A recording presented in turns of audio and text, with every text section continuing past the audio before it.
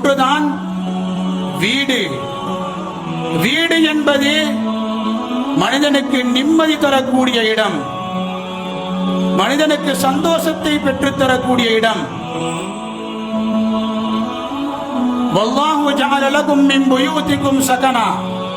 அல்லாஹ் சொல்லுகிறான், உங்களது வீடுகளை உங்களுக்கு அமைதி தரும் இடமாக, நிம்மதி தரும் இடமாக அல்லாஹ் ஆக்கியுள்ளான். வீடு என்பது நிம்மதி தரும் இடம், அமைதி தரக்கூடிய இடம் என்று அல்லாஹ் குர்ஆனிலே சொல்லுகிறான். அந்த பூசாரி அப்படி சொன்னார் என்று இவைகளெல்லாம் நாம் சொல்லிக் கொண்டிருப்போமேயானால் அல்லாஹ்வுடைய உதவி எங்களுக்கு எங்கே கிடைக்க போகின்றது? அந்த வீடு எங்கே நிம்மதி கிடைக்கும்? கண்ணியத்துக்குரிய சகோதரர்களே, இப்படியான விடயங்களில் எல்லாம் மார்க்கத்துக்கு முரணான செயல்கள், அல்லாஹ்வுக்கு விருப்பமில்லாத செயல்கள், இந்த செயல்களினால் அல்லாஹ் கோபமடைகிறானே தவிர நிம்மதியை அங்கே காண முடியாது. எனவே கண்ணியத்துக்குரிய சகோதரர்களே, ஒரு வீடு கட்டுகின்ற பொழுதும் குடிபுகுகின்ற பொழுதும் அல்லாஹ் விருப்பமான அம்சங்கள் மாத்திரம் இருக்க வேண்டும். அந்த வீடு நிம்மதியான வீடாக அமையும், அந்த வீடு சந்தோஷம் தரக்கூடிய வீடாக அமையும். அதே போன்றுதான்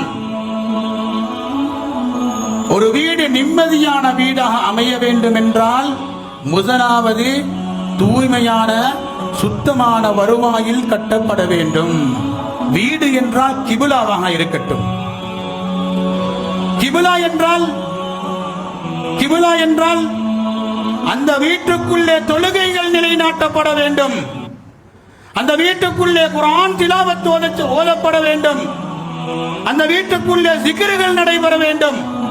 அந்த வீட்டுக்குள்ளே ஸலவாத்துக்கள் சொல்லப்பட வேண்டும்.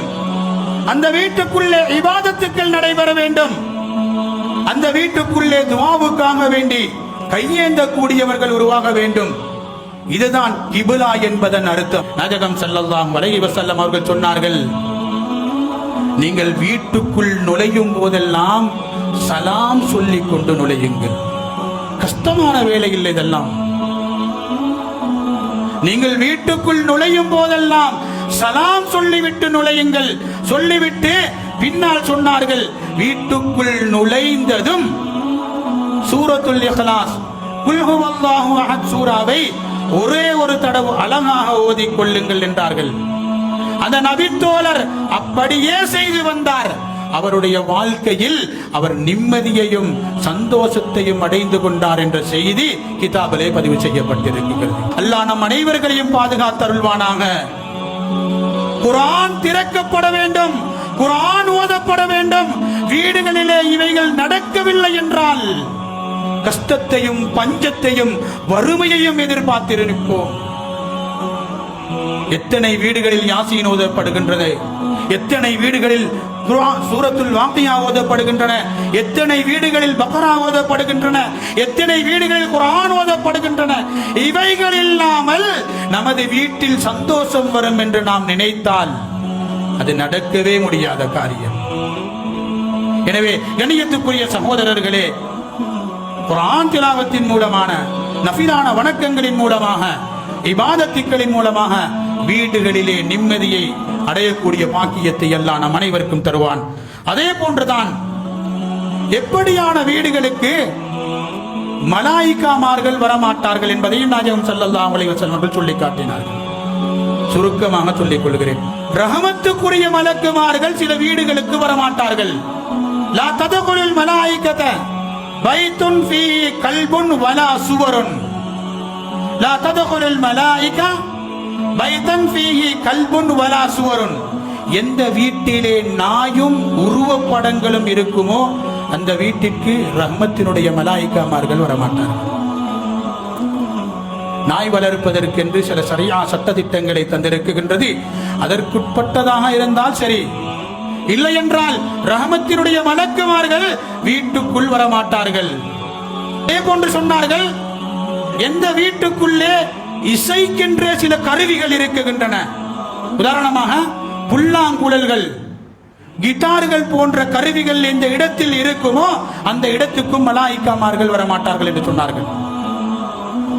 அதே போன்றுதான் மார்க்க மேதைகள் சில ஒழுக்க நெறிகளை சொல்லி தந்திருக்கிறார்கள்.